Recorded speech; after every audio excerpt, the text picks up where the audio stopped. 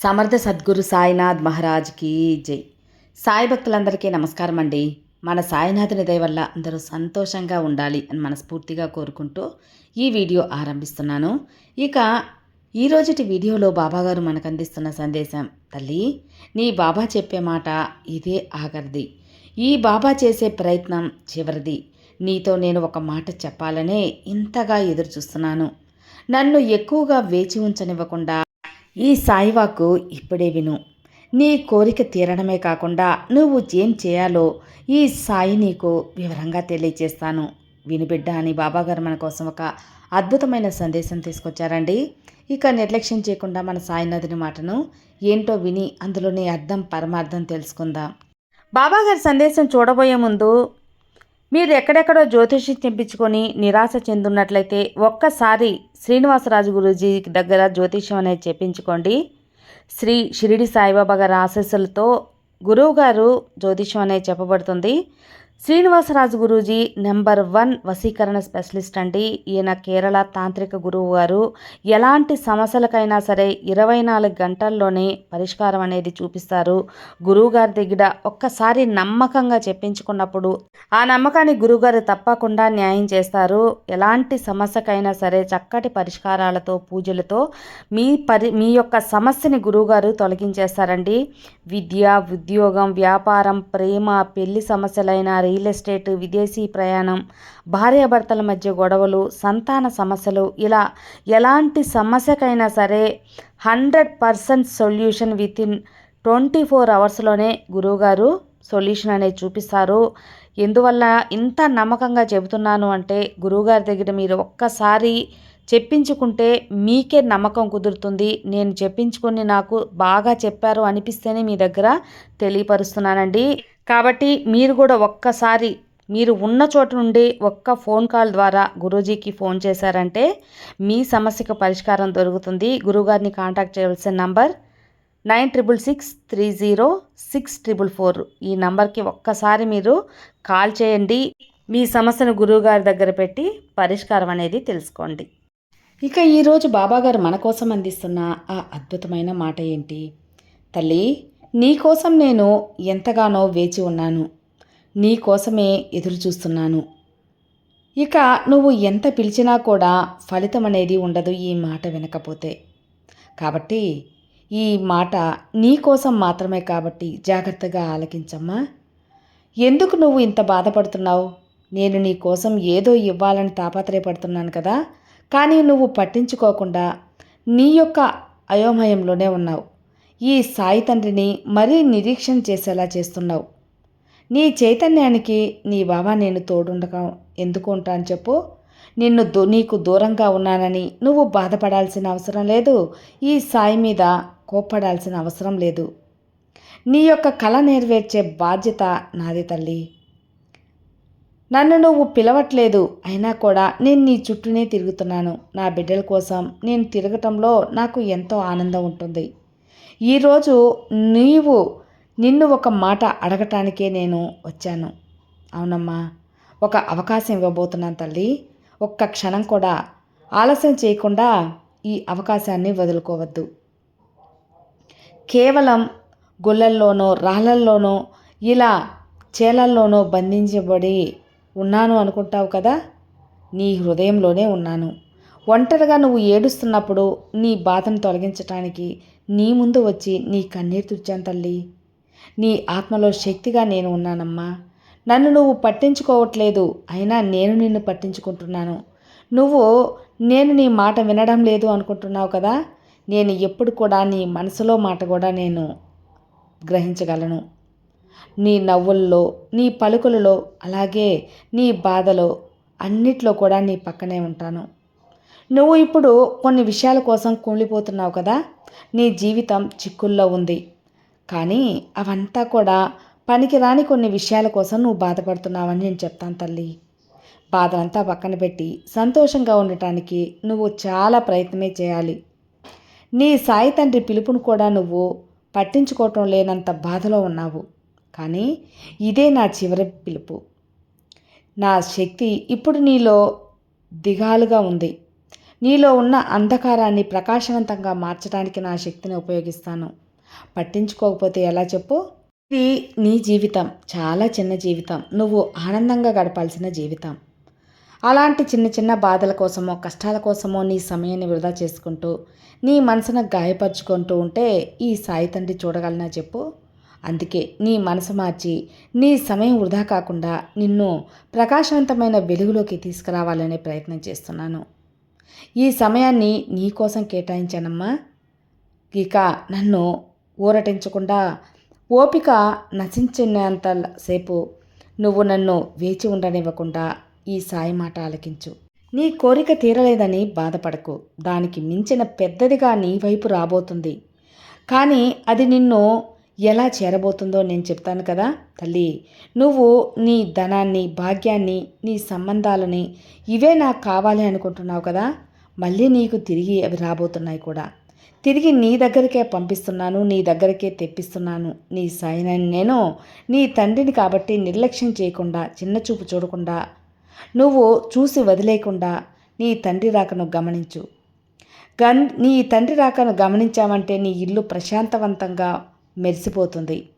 నీ జీవితం ఏ విధంగా అయితే చీకటితో అల్లుకొని ఉందో, నీ ఇంట్లో ఏ విధంగా అయితే దివ్వెల వెలుగు రావాలి అని కోరుకుంటున్నావో ఆ విధంగా నీ బాబా నీ జీవితాన్ని ప్రసాదిస్తాను. నీ జీవితానికి ఒక వెలుగుని తెస్తానమ్మా. ఖచ్చితంగా నేను మెరిసేలా చేస్తాను నీ జీవితాన్ని. నీకు మాటిస్తున్నాను బిడ్డ. ఒక 5 నిమిషాలు ఈ సమయాన్ని నా కోసం కేటాయించు. నీ బాబా మాట విన్నామంటే నీకు అద్భుతమైన అపురూపమైన జీవితాన్ని అప్పగిస్తాను. ఇక్కడ తెలిసి చేయక కొన్ని తప్పులు, తెలిసి తెలియక చేయక కొన్ని పప్పులు చాలాసార్లు పిలిచాను. కానీ నీ యొక్క అకస్మాత్తుగా ఎక్కడో ఒక చోట నా పేరుతో ఏదో ఒక సందేశం విన్నావు. నువ్వు అది కేవలం ఏదో జరిగింది అనుకున్నావు. కాదు తల్లి, అది ఒక సంయోగం కాదు, ఒక పరిస్థితి కూడా కాదు. అది నేనే. నీ జీవితంలో ఒక వింత సంఘటన జరిపించే ఒక బాధ్యత నేను తీసుకున్నాను. నువ్వు ఆగి నా మాట నిదానంగా విని తెలుసుకుంటే కదా అది నీకు అర్థమవుతుంది. బాధల్లో మునిగిపోయిన నీకు ఇప్పుడు నేను స్పష్టంగా చెప్పబోతున్నాను. చివరి వరకు పట్టించుకోకపోతే ఈ సాయి శక్తి తలుపు అనేది మూసివేయబడుతుంది. నా శక్తి ప్రతి అంధకారం నుంచి కూడా బయటికి రాకుండా అలాగే తొక్కివేయబడుతుంది. నేను నీ కోసం తప్పకుండా నీ భాగ్యం అనేది నీకు అందించబోతున్నాను. నువ్వు సంతోషంగా ఉండాలని కోరుకుంటున్నాను. నీ శాప విమోచనం అవ్వాలని నువ్వు కోరుకుంటున్నాను. ఆ శాపం నిన్ను తరతరాలుగా బాధించి వేధించి నిన్ను ఎన్నో ఇబ్బందులకు గురిచేసింది. ఇక అదంతా వదిలిపోయింది తల్లి. ఇక ఇప్పటి నుంచి నీ జీవితం అద్భుతంగా ఉండబోతుంది. నీ శత్రువుల చెడు ఆలోచనలన్నింటినీ కూడా నాడి మసేలా చేసేస్తాను. నీకు వైపు అదృష్ట తలుపులు మూసివేసిన తలుపులను స్వయంగా నేనే తెరుచుకునేలా చేస్తాను. కానీ ఎవరైనా నన్ను మళ్ళీ మళ్ళీ పట్టించుకోకపోతే నేను నా ఆత్మను దాన్ని సొంత మౌనానికి అప్పగించేస్తాను. మరి సొంత కర్మల్లో చిక్కుకుపోతుంది. నేను నీతో ఉన్నానమ్మా. నువ్వు కోరుకున్నట్లే ఇక రోజులు ఉండబోతున్నాయి. నీ బాబా నేను వింటున్నాను నీ మాటలన్నీ. బిడ్డ, ఎన్నిసార్లు పిలిచినా కూడా నువ్వు నేను ఒక్కసారి ఒంటరిగా ఉన్నావు అనే ఒక బాధలో కూరుకుపోయి నా మాటను నువ్వు వినిపించుకోవటం లేదు.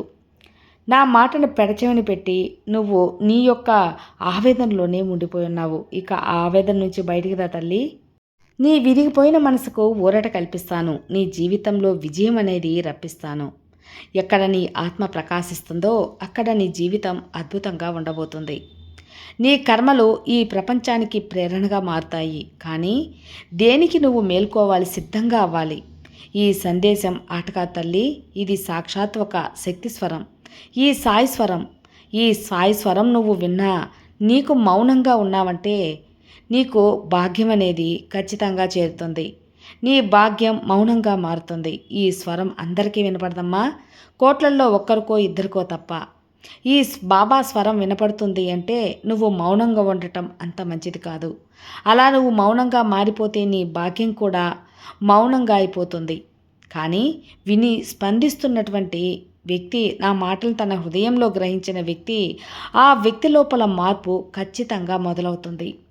అలా మార్పు మొదలైతే జీవితంలో అద్భుతంగా మారుతుంది. అందుకే నువ్వు కూడా మారాలి. ఒక వ్యక్తి మాటలను నీ లోపల ఎంతగా ప్రేరణ కల్పించి మార్పు మొదలైతే నీ జీవితం అంత సంతోషంగా అవుతుంది. ఇప్పుడు నీ ఆలోచనలు ఎక్కువగా ఉంటాయి. తల్లి, ఆ చక్రం ఇప్పుడు తిరుగుతుంది కదా, నువ్వు దాన్ని చూడలేకపోవచ్చు, కానీ నీ ఆత్మ దాన్ని అనుభవిస్తుంది. నీ లోపల ఏదో ఒక మార్పు మొదలైంది, కానీ అకస్మాత్తుగా అస్వస్థత కనిపిస్తూ ఉంది కదా, నీకు కానీ శాంతి, కొన్ని కన్నీళ్లు వస్తాయి. వింత మౌనం అంటే ఇదే. నా స్పర్శ, నేను ఏ ఆత్మను తాకుతానో తాకే ముందు లోపల అంధకారం బయటకు వస్తుంది.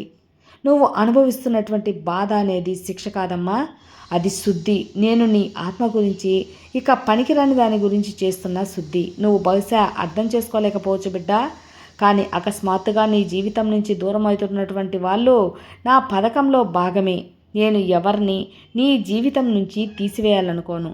ప్రతి వ్యక్తి నిన్ను అలసిపోయేలా చేస్తున్న ప్రతి సంబంధం, నిన్ను వంచుతున్నటువంటి ప్రతి పరిస్థితిని నేను ముగిస్తూ దూరం పెట్టేస్తున్నాను. దానివల్ల నీ మార్గం స్పష్టమవుతుంది. కానీ మనుషులు తరచుగా అనుకుంటూ ఉంటారు, నా బాబా నా మీద కోపంగా ఉన్నాడు అని.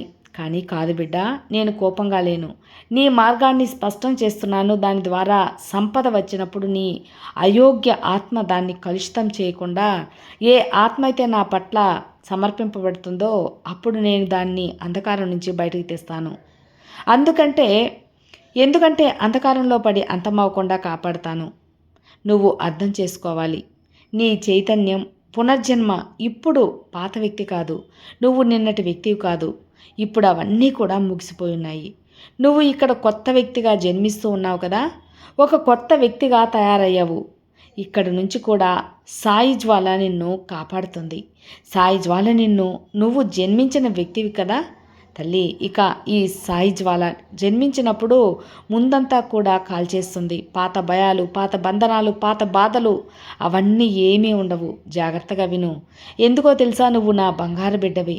అందుకే ఈ సాయి కృప నీకు అందిస్తున్నాను. నీ చుట్టూ ఇప్పుడు తిరుగుతూ ఉన్నాను. ఈ సాయి ఆశీర్వాదం నీ చుట్టూ అల్లివేశాను. నేను పంపుతున్న శక్తి నీకు శక్తిగా మారి అసాధారణమైన శక్తిగా మారుతుంది.